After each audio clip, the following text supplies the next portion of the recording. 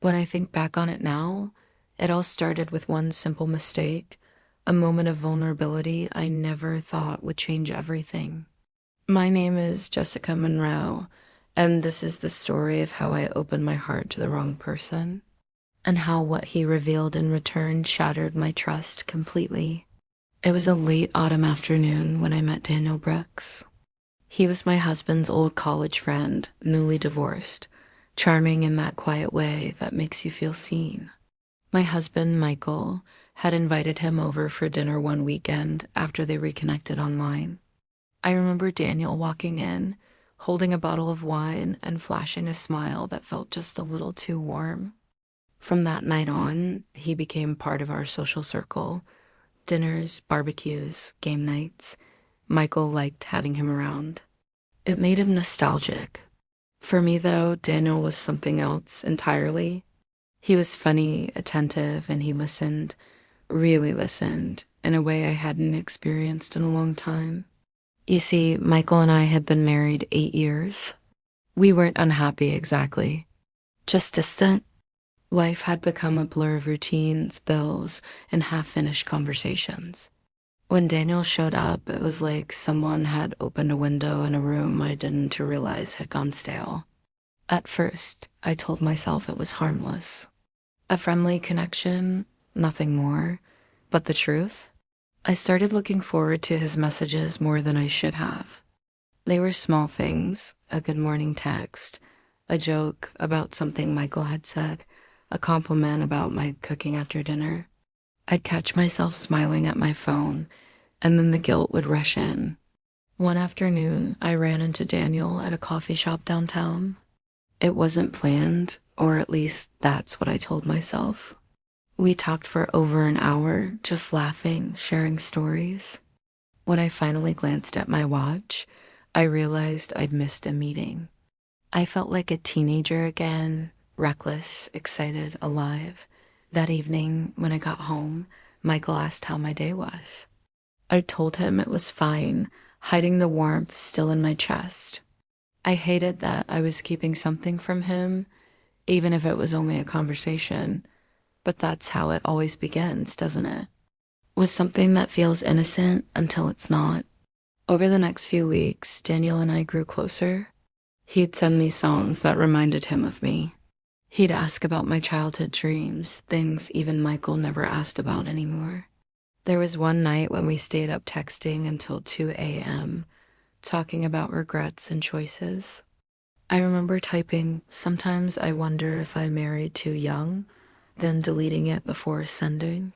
He replied, "Sometimes timing decides our fate." That message lingered in my mind for days. Then one evening, Michael asked Daniel to help fix our garage door. I made lemonade, and the three of us laughed and worked side by side.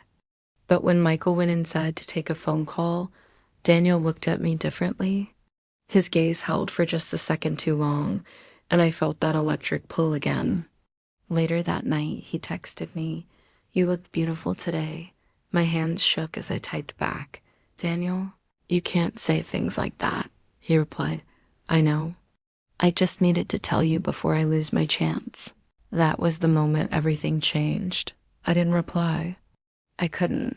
I turned my phone face down and sat there in the dark, listening to the sound of Michael snoring softly beside me. The next day, Daniel showed up unannounced. Michael was at work, and I was home organizing boxes in the living room. When I opened the door, he looked nervous, almost desperate. "I just need to tell you something," he said. "I can't keep pretending. I'm in love with you." The world went quiet. My heart was pounding, my hands trembling. I said softly, "Daniel, this can't happen." He looked at me with such intensity it scared me. "I know," he said, but I had to say it. I had to be honest. I told him he should leave, that it was better for everyone. He nodded, his jaw tight, and said, "You're right. But you should know. Michael deserves to hear the truth."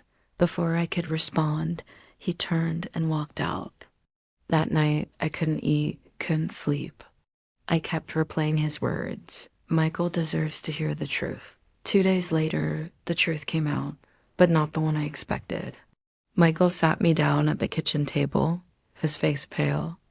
"Jess," he said quietly, "Daniel told me something." My stomach dropped.